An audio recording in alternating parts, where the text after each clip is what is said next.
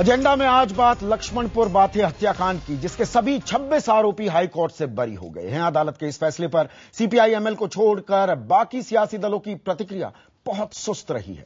बिहार सरकार ने भी रस्मी तौर पर फैसले के खिलाफ सुप्रीम कोर्ट जाने का ऐलान कर दिया है, लेकिन मारे गए लोगों के परिजनों को लगता है कि आरोपियों की रिहाई के लिए नीतीश सरकार ही जिम्मेदार है। अब सवाल यह है कि गरीब दलितों की हत्या केवल इसलिए मुद्दा नहीं बन पा रही है कि उनकी रहनुमाई करने वाला कोई नहीं है। पार्टियां केवल वोट बैंक देख रही हैं, शोर मचा रही हैं।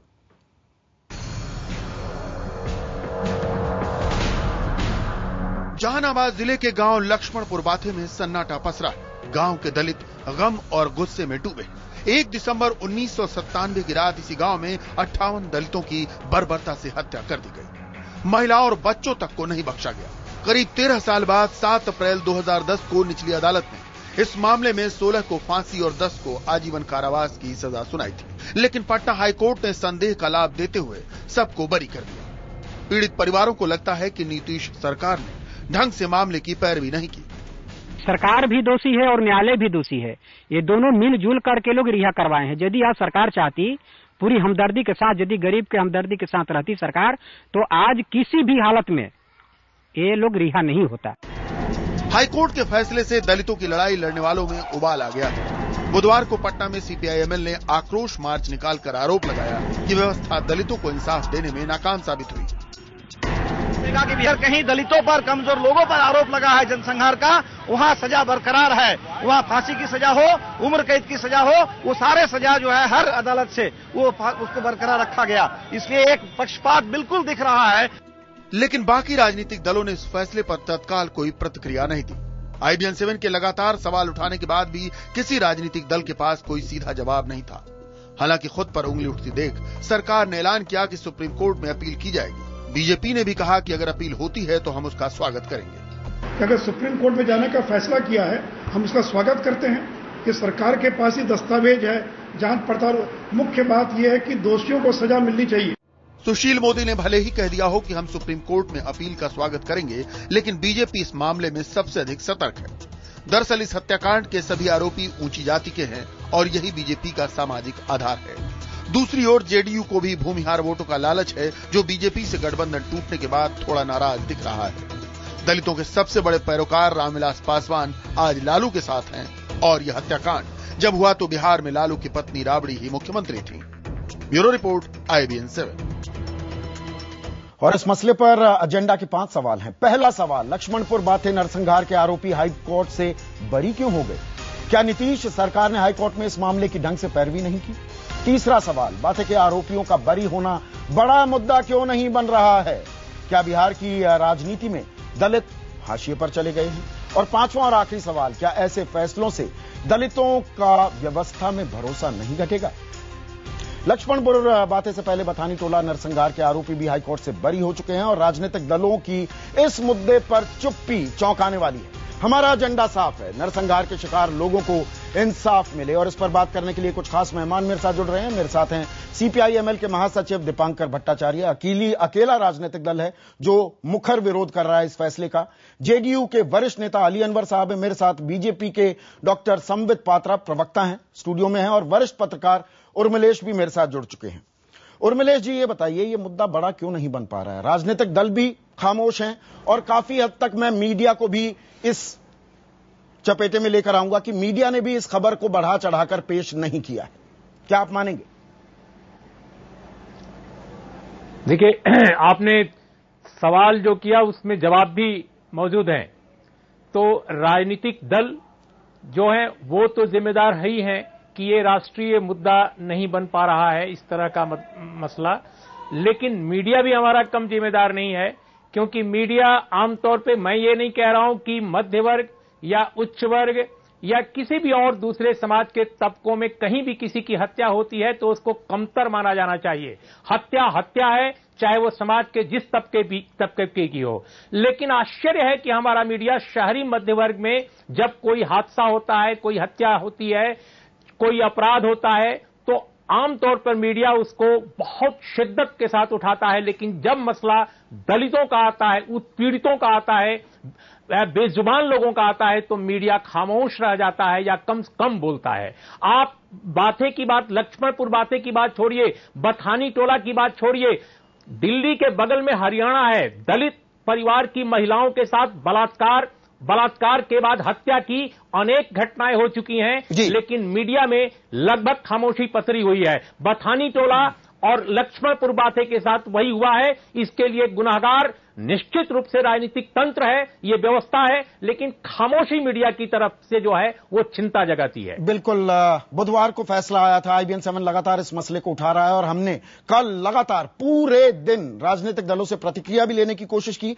लेकिन दीपांकर, मुझे ये समझाइए कि राजनीतिक दल क्यों खामोश चुप्पी साधे बैठे हैं इस मसले पर? आप इकलौती पार्टी है आपकी जो सड़कों पर आई, विरोध किया। देखिए, बाकी दल क्यों खामोश है, अगर बिहार की राजनीति पर आपकी नजर हो तो ये बात बिल्कुल समझ में आती है, क्योंकि रणवीर सेना को संरक्षण देने वाली पार्टियों से ब्रह्मेश्वर सिंह जो रणवीर सेना के मुखिया हैं, उनको बिहार के गांधी बताने वालों से आप ये उम्मीद तो नहीं कर सकते कि बथानी टोला और बाथे के जनसंहार के आरोपी बरी हो जाएंगे, इस पर उनकी कोई प्रतिक्रिया होगी। तो बिहार की पूरी सत्ता की जो राजनीति पिछले 15-20 साल से खास तौर पर जिस तरह से चल रही है, वहां जनसंहार को जस्टिफाई किया गया, जनसंहार रचाने वाली निजी सेनाओं को संरक्षण मिला है, निजी सेनाओं के राजनीतिक संबंधों पर जांच के लिए बैठाया गया आयोग को भंग कर दिया गया है। और अब कोर्ट भी, बथानी टोला के मामले में तो हाई कोर्ट ने साफ कहा था कि सरकार ने अपना काम ठीक से नहीं किया जी। मैं लेकिन इस बार के जो जजमेंट है इससे और ज्यादा हैरान हूं, क्योंकि इसमें बढ़ा चढ़ा करके पेश करने की कोई जरूरत नहीं है। अगर जजमेंट को ही जनता को बता दिया जाए तो मैं समझता हूं कि जनता खुद समझ जाएगी। इसमें कहा गया कि जो लोग मारे गए उनको मोटर व्हीकल एक्ट के तहत मुआवजा मिलना चाहिए। इसका मतलब क्या ये दुर्घटना थी? ये दुर्घटना में लोग मारे गए थे कि मोटर व्हीकल एक्ट के तहत मुआवजा देने की बात हो रही है? इतना बड़ा जनसंहार था, तो मैं तो समझता हूं कि ये न्यायिक जनसंहार हुआ है और ये राजनीतिक खामोशी सत्ताधारी दलों की और गरीब विरोधी दलों की वो बात समझ में आती है, लेकिन बिहार के गरीब और बिहार के न्याय पसंद लोग बिल्कुल चुप नहीं बैठेंगे और ये मुद्दा बना हुआ है और बनेगा। मुझे तो लगता है कि जानबूझ करके ऐसे समय में फैसला सुनाया गया है जब त्योहार का माहौल है और तात्कालिक प्रतिक्रिया बहुत ज्यादा इस समय शायद जताने की एक स्थिति नहीं है जी। लेकिन फिर भी ये बड़ा मुद्दा बनेगा और 30 अक्टूबर पटना में गांधी मैदान में माले की जो खबरदार रैली है, उस रैली से हम समझते हैं कि बिहार की लोकतंत्र की आवाज निश्चित तौर पर गूंजेगी। अली अनवर साहब, क्या बिहार सरकार ने ढंग से पैरवी नहीं की? सीधा आरोप ये लग रहा है आपकी सरकार पर। देखिए, सबसे पहले तो उर्मिलेश जी हमारे बहुत अच्छे मित्र हैं और उन्होंने बहुत अच्छी बात कही है। मीडिया को भी, आपने भी, चौधरी साहब, आपको भी हम धन्यवाद देते हैं। आपने भी अपने शुरुआती बातों में इस चीज को, मीडिया को भी लपेटा। सचमुच हमको भी हैरत हुआ है।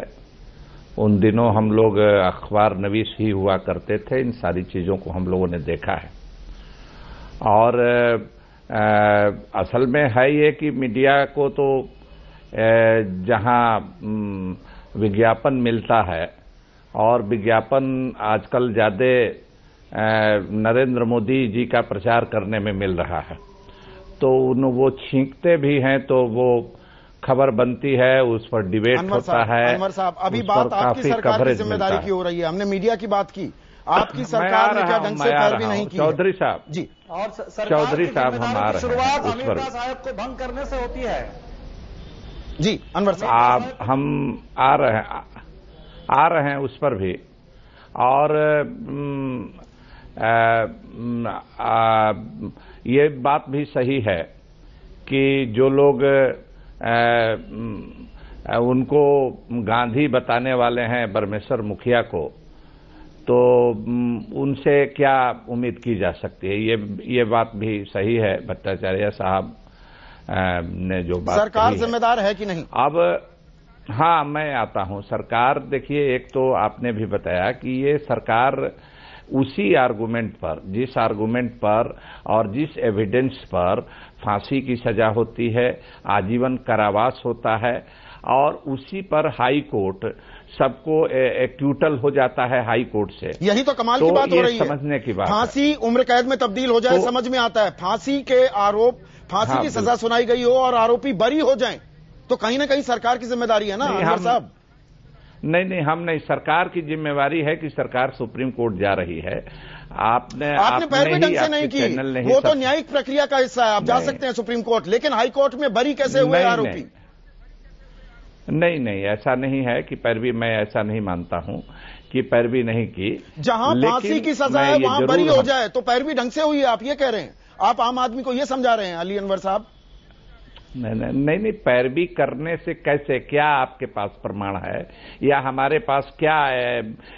आप हमको क्या दे रहे हैं लीड जिससे हम माने कि पैरवी नहीं हुई बढ़िया से? कोर्ट ने साफ कहा जो सबूत दिए गए हैं वो नाकाफी हैं, तो सबूत इकट्ठा करना किसकी जिम्मेदारी? सरकार की जिम्मेदारी। तो सरकार कौन, किसकी थी? आपने खुद बताया, हम नाम नहीं लेना चाहते हैं, कि उस समय किसकी सरकार थी? 2005 से किसकी सरकार है? फाइल किया गया, 4 सीट फाइल किया गया। आप दूसरी सरकार नहीं ना उसमें साक्षी इकट्ठा करके देगी। जो सरकार उस समय थी उसने जो एविडेंस दिया, जो उस समय गवाहियां हुई, उस समय जो साक्ष्य दिए गए, उसी के आधार पर फैसला हुआ। उसी के आधार पर निचली अदालत ने फांसी की सजा सुनाई थी। तो वही हम कह रहे हैं, आप ही की बात कह रहे हैं। तो इसमें सरकार तब की सरकार ना आती है, मैं तो आज की सरकार की बात कर रहा हूं अली अनवर साहब, मैं आज की सरकार की बात कर रहा हूं। मैं नहीं समझता हूं, मेरे सामने अभी ऐसे कोई तथ्य नहीं है जिसमें मैं ये कह सकूं कि सरकार दोषी है। आप ये कह रहे हैं उर्मिलेश जी, आप रीबत करना चाह रहे हैं? उर्मिलेश जी, मैं एक वाकई अली अनवर साहब मेरे अच्छे मित्र हैं और वरिष्ठ पत्रकार भी रह चुके हैं राजनीति में दाखिल होने से पहले, और मुझे पूरा यकीन है कि अगर वो राजनीति में न होते तो वही बात कह रहे होते जो मैं कहने जा रहा हूं। देखिए, पहली बात तो यह है कि इसके पहले जो सरकार थी उस सरकार ने, उसका कोई रिकॉर्ड बहुत शानदार नहीं था, ये कोई नहीं कहने जा रहा है जी। लेकिन मैं ये जानना चाहता हूं कि जब निचली अदालत से फांसी की सजा हुई, आजीवन कारावास की सजा हुई, हाई कोर्ट में जब ये मामला आया, इसके पहले बहुत सारी घटनाएं घटी हैं जी, और हाई कोर्ट के दरमियान भी घटनाएं घटी हैं। अमीर दास एक आयोग बना था जो इनके पहले की सरकार ने बनाया था। आदरणीय नीतीश कुमार जी, जिनकी संवेदनशीलता और समझदारी पर मैं यकीन करता हूं कि बहुत समझदार आदमी हैं, लेकिन मैं ये जानना चाहता हूं कि आखिर किस समझदारी के तहत उस पूरे आयोग को आपने डिसमेंटल कर दिया? वो आयोग ही बना था इसलिए कि इस हत्याकांड और रणवीर सेना, जो भूस्वामियों की क्रूर सेना वहां पर रही है, उस सेना के तमाम क्राइम्स को इन्वेस्टिगेट करे और एक रिपोर्ट दे सरकार को, जिससे कि मुकदमे की कार्रवाई को भी तेज किया जा सके। नंबर 1। नंबर 2, मैं ये जानना चाहता हूं, मैं चूंकि घटनास्थल पर नहीं था, यानी पटना में मैं नहीं हूं आजकल, तो मैं ये जानना चाहता हूं कि पटना में हाईकोर्ट में जो केस चल रहा था, उस दरमियान सरकार की तरफ से वकालत, साक्ष्य का एकत्रीकरण, जो वहां पर घटनास्थल से जो लोगों के गवाही ली गई थी, उनको लेकर क्या क्या प्रक्रिया चली? विनोद पासवान नाम का एक व्यक्ति जो इस मामले में एफआईआर किया जिस आदमी ने, और जिसके घर के स्वयं 7 लोग मारे गए थे, उनको पुलिस में नौकरी मिली थी, बात सही है। देखा यह जाना चाहिए कि कैसे चीजों को वहां पर किस तरह मुकदमे की कार्रवाई को कहीं बाहर से प्रभावित तो नहीं किया गया जिससे कि गवाह ठीक से वहां पर अपनी बात न कह सकें। ये बात आज बिहार में पहली बार नहीं है। पारस बिघा हत्याकांड में यही हुआ था, इसके पहले बथानी टोला में हुआ था। पारस बिघा में तो सरकारी वकील तक मिल गए थे क्रिमिनल्स के साथ, ये जजमेंट में भी आया था। अनवर साहब रिस्पॉन्ड कीजिए, ये गंभीर आरोप है। जज ने कहा ये गंभीर आरोप है जो उर्मिलेश जी लगा रहे हैं। जी की सरकार का उस समय बीजेपी के साथ गठबंधन रहा है जी, और उस पहलू पर आऊंगा मैं। उर्मिलेश जी, जो आपने अभी सवाल उठाए हैं आयोग से लेकर और पैरवी करने वाले वकीलों की मिलीभगत से लेकर, और दीपांकर ने जो सवाल उठाया था वो भी मैं जोड़ दूं अली अनवर साहब, कि मोटर व्हीकल्स एक्ट के तहत मुआवजा दिया गया उन लोगों को जिनके परिजन मारे गए थे इस हत्याकांड में। नहीं, देखिए ये चौधरी साहब, उर्मिलेश जी जो कह रहे हैं वो अनुमान की बात कर रहे हैं कि ऐसा हुआ होगा, वैसा हुआ कि हम मान सकते हैं कि ऐसा हो सकता है, लेकिन हम ये कह रहे हैं कि क्या ठोस चीज हुआ, ये मीडिया को भी या उर्मिलेश जी को भी या दीपांकर जी हैं, सब लोगों को या किसी को भी जो जिन लोगों के साथ वाकई बहुत अन्याय हुआ है और गरीब लोगों के साथ, मजलूम लोगों के साथ होता है, ब्यूरोक्रेसी के लोग, जुडिशियरी के लोग, वकील लोग और दूसरे पॉलिटिक्स में भी बहुत सारे ऐसे लोग हैं जो, और नीतीश सरकार में जोड़ दूं, हम नहीं, मैं नहीं समझता हूं कि नीतीश जी ऐसे, ये उनकी फितरत नहीं रही है और उनका ये स्वभाव में नहीं है। मैं जहां तक जानता हूं उनको कि उन्होंने कोई इंटरफेरेंस किया होगा और उनकी कोई ऐसी मंशा रही। पर मैं इस खालिस राजनीति जो हो रही है, अब उस अहम पहलू को लेकर आना चाहूंगा। डॉक्टर संबित पात्रा, आपकी जो पार्टी है, सुशील मोदी ने तो बयान दे दिया। दिल्ली में कल शाहनवाज हुसैन, आपके प्रवक्ता हैं, उनसे हम बयान लेना चाह रहे थे कि प्रेस कॉन्फ्रेंस में बोला जाएगा। प्रेस कॉन्फ्रेंस में कुछ नहीं बोला गया। क्या दरअसल यहां विशुद्ध राजनीति हो रही है इस हत्याकांड पर भी, कि आप दलितों के साथ नहीं दिखना चाहते कि भूमियार और राजपूत नाराज ना हो जाएं? वोट बैंक पॉलिटिक्स हावी हो रही है क्या? संदीप जी, बिल्कुल ऐसा विषय नहीं है। आपने अभी खुद बाइट दिखाया कि सुशील कुमार मोदी जो कि उप मुख्यमंत्री रह चुके हैं उस राज्य के, जिस राज्य से जुड़ा हुआ यह विषय है, उन्होंने शीर्ष नेतृत्व खामोश है। देखिए, जब उप मुख्यमंत्री जो रह चुके हैं उस राज्य को लेकर हत्याकांड है, ये 26 के 26 आरोपी बरी और बहुत गंभीर मामला है, इसमें कोई दो मत नहीं है। तभी सुशील मोदी जैसे इतने कद्दावर नेता जो बिहार के राजनीति से बिल्कुल सपक्ष जुड़े हुए हैं, उन्होंने इस विषय में कहा, तो इस पर मुझे लगता है एक खास समुदाय, एक खास जाति की तरफ आप देखकर अपनी प्रतिक्रियाएं नहीं दे रहे हैं। बिल्कुल नहीं, तटस्थ होकर देखिए। दो तीन बहुत महत्वपूर्ण विषय है जो मैं यहां रखना चाहूंगा। पहला विषय है कि इसमें कोई दो मत नहीं है कि जिस प्रकार का नरसंहार हुआ है, न केवल लक्ष्मणपुर में बल्कि 80 से लेकर 90 के दशक में कई इलाकों में बिहार में, खास करके सेंट्रल भोजपुर क्षेत्र में, औरंगाबाद क्षेत्र में जिस प्रकार का नरसंहार हुआ है, उसमें कोई दो मत नहीं है कि यह बहुत ही निंदनीय है और इसके खिलाफ एक्शन होना चाहिए। मुझे याद है लक्ष्मणपुर वाले विषय में उस समय अटल बिहारी वाजपेयी ऑपोजिशन के लीडर लोकसभा में थे और उनके आंसू छूट गए थे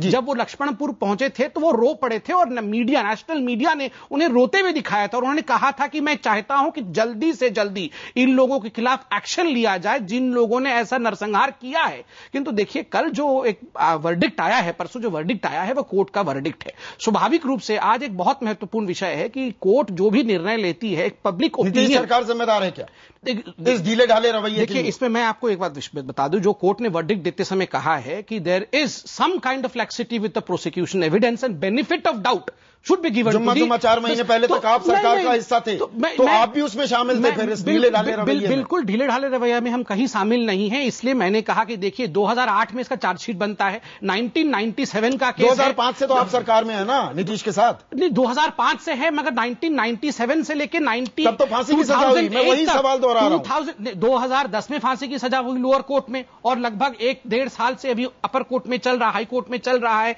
स्वाभाविक रूप से कोर्ट का जो वर्डिक्ट है उस पर टिप्पणी किसी भी परिपक्व पार्टी को नहीं करना चाहिए। अपर कोर्ट अपील के लिए है, मगर हां, इसमें कोई दो मत नहीं है कि कोर्ट ने जो कहा है कि प्रोसिक्यूशन में कहीं न कहीं विटनेस जो है सही, उसमें आप अपनी जिम्मेदारी नहीं मानते? आप सरकार में साझी थे? देखिए, मुख्यमंत्री से यह सवाल होना चाहिए, साझी सरकार में होने से प्रोसिक्यूशन को रिप्रेजेंट करने से कोई संबंध नहीं है। दीपांकर, क्या राजनीति हावी हो रही है? दरअसल बीजेपी देख रही है Bhumihar Rajput vote bank, JDU जो अब सत्ताधारी पार्टी है, नीतीश की सरकार देख रही है भूमिहार कहीं हमसे अलग ना हट जाएं, यादवों में आरजेडी की पैठ है, दलित हाशिए पर जा रहे हैं क्या? मैंने 2-3 सवाल जोड़ दिए हैं, आपका विश्लेषण चाहूंगा। देखिए, अगर सिर्फ वोटों का ही सवाल है तो मैं समझता हूं क्या दलितों का वोट इन लोगों ने नहीं लिया और दलितों का वोट नहीं चाहिए? क्या मियापुर जनसंहार में यादव जाति के लोग नहीं मारे गए? मैं समझता हूं कि वोटों का जो भी कैलकुलेशन हो, कोई भी सरकार कैलकुलेशन ये कहा था कि वहां गरीबों को न्याय मिलेगा, सवाल न्याय का है। और अगर वोट के लिए न्याय को कुर्बान कर देना है तो ये राजनीति पूरी तरह से बेनकाब हो रही है और जनता निश्चित तौर पर इससे अपना निष्कर्ष निकालेगी और उसी निष्कर्ष के हिसाब से जनता इन तमाम जन विरोधी ताकतों को और जनसंहारकारियों को संरक्षण देने वाले लोगों को निश्चित तौर पर राजनीतिक सजा जनता सुनाएगी। अली अनवर साहब, आप मुस्कुरा रहे हैं? नहीं, ठीक कह रहे हैं दीपांकर जी, बिल्कुल सही कह रहे हैं, इससे कहां यह है। और एक बात चौधरी साहब ये भी देखना चाहिए कि जब से नीतीश जी मुख्यमंत्री बने हैं, आप याद कीजिए लालू जी के रिजाइम को और उसके पहले कांग्रेस के रिजाइम में किस तरह से आए दिन हर महीना 2 महीना पर उर्मिलेश जी भी हैं यहाँ, और हम लोग दौड़ दौड़ करके जाते थे और कोई ना कोई नरसंहार होता था। आप लोग भी दिल्ली से जाते थे, लेकिन यहाँ आने के बाद दिन में एक मोहल्ले से दूसरे मोहल्ले में लोग जाने से डरते थे। एक जाति के लोग दूसरे जाति के की मुड़ी काट लेगा, गोली मार देगा। रात की बात नरसंहारों की तो होती ही थी। पूरे देश जो है चौंक गया बड्डी गांव की घटना को लेकर के। जिस तरह से परमेश्वर सिंह की हत्या के बाद रणवीर सेना को खुली छूट दी गई पूरे बिहार में, जिस तरह से आपकी सरकार ने सामंती सांप्रदायिक ताकतों का मनोबल बढ़ाने का काम किया, उसका परिणाम दिख रहा है। बड्डी गांव की घटना को भूल मत जाइए, हो सकता है संख्या उसमें मरने वालों की एक है, लेकिन 15 अगस्त आजादी के दिन सासाराम से जहां उस तरह से गोली चली और आजादी के दिन इस तरह से हत्या हुई, तो ये कम चौंकाने वाली बात नहीं है। वही सामंती उत्पीड़न बिहार में जारी है। आपकी सरकार नहीं, दीपांकर जी बोल रहे हैं, अली अनवर साहब। हाँ, उर्मिलेश जी, आप हम लोग जानते हैं कि बिहार हो, उत्तर प्रदेश हो, मध्य प्रदेश हो, वो फ्यूडल मेंटालिटी किस तरह से है। हम लोगों ने, आप लोगों ने, दीपांकर जी भी उसमें शामिल है, विनोद मिश्रा साहब भी शामिल है, सब लोगों का योगदान भी है कि ये पकड़ ढीली पड़ी है और धीरे धीरे उसमें हर आदमी अपने तरीके से रोल प्ले किया है। एक मुख्यमंत्री की हैसियत से आप अगर ईमानदारी से उसको देखें और किसी को भी देखना चाहिए तो वो बहुत चीजें कम हुई है। ऐसा हम कहां दावा करते हैं कि कोई घटना नहीं हो सकती है, छिटपुट घटनाएं होती रहती हैं, लेकिन उनका देखिए वो कितनी बड़ी बड़ी घटनाएं होती थी। छिटपुट घटना नहीं थी, अमीरदास आयोग को भंग करना कोई छिटपुट घटना नहीं थी। नीतीश कुमार की शुरुआत ही हुई इससे। कम से कम इस गलत रास्ते पर शुरुआत नहीं हुई होती तो ये घटनाएं शायद नहीं होती, शायद लोगों को न्याय मिलता।